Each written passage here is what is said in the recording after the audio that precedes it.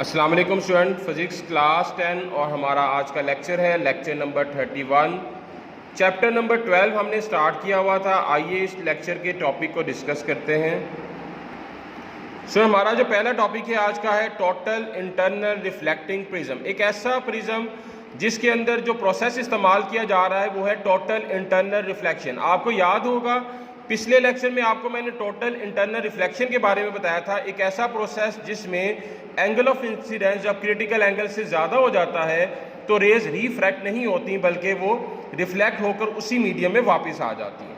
तो in case of totally internal reflecting prism में हमारे पास जो फिनोमिना इस्तेमाल किया जाता है वो फिनोमिना है टोटल इंटरनल रिफ्लेक्शन। आपके सामने यहाँ पर एक प्रिज्म सा बनाया हुआ है। Many optical instruments use a right angle prism to reflect a beam of light through 90 degree और 180 डिग्री।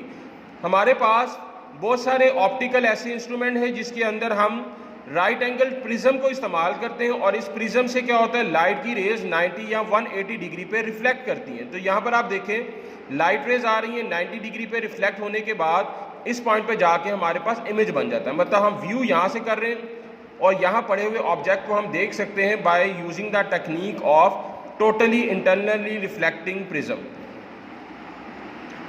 किस केस में या कौन से ऐसे इंस्ट्रूमेंट जो इसको इस्तेमाल करते हैं, camera, binocular, periscope and telescope.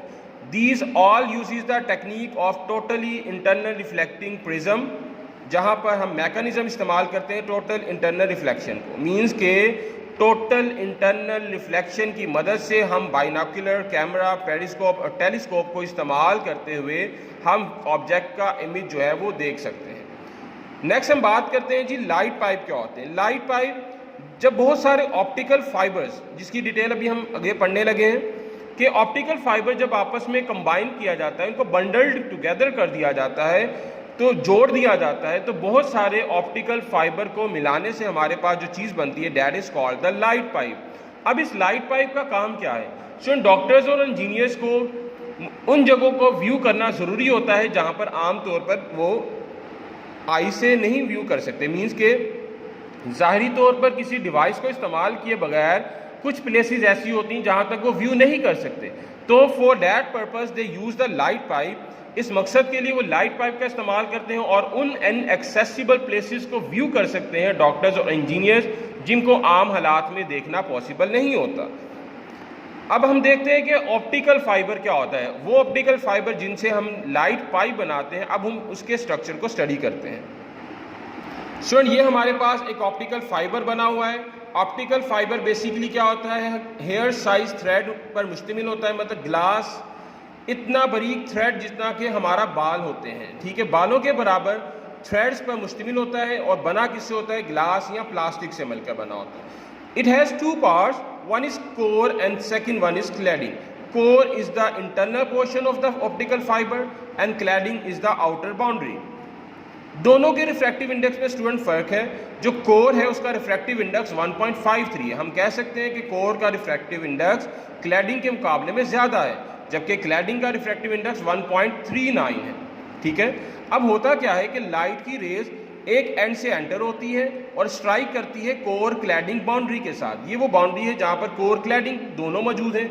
Means के light from the enter from the core, strike at the core cladding boundary and with the process of totally internal reflection it reflect back, ये वापस आ जाती है।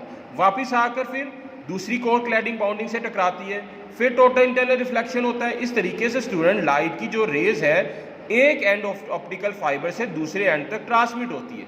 और सबसे मेन बेनिफिट ऑप्टिकल फाइबर का ये है कि लाइट इंटेंसिटी जो है वो लॉस बहुत कम होता है।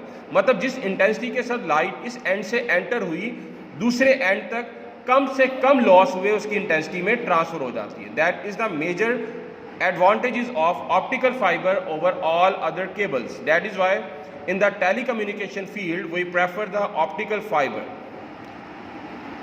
ठीक है स्टूडेंट, ये तो था आज का हमारा लेक्चर। बुक से देखते हैं अब।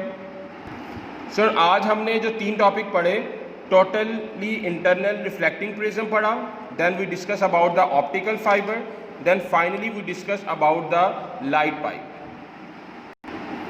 जी स्टूडेंट, यहाँ से हमने स्टार्ट किया आज total internal reflecting prism, then we discuss about the optical fiber, and then we move toward light pipe. तो यहाँ तक था आज का हमारा लेक्चर। इंशाल्लाह अगले लेक्चर में अगले टॉपिक के साथ हाजिर हूँगा। तब तक के लिए अल्लाह हाफिज़।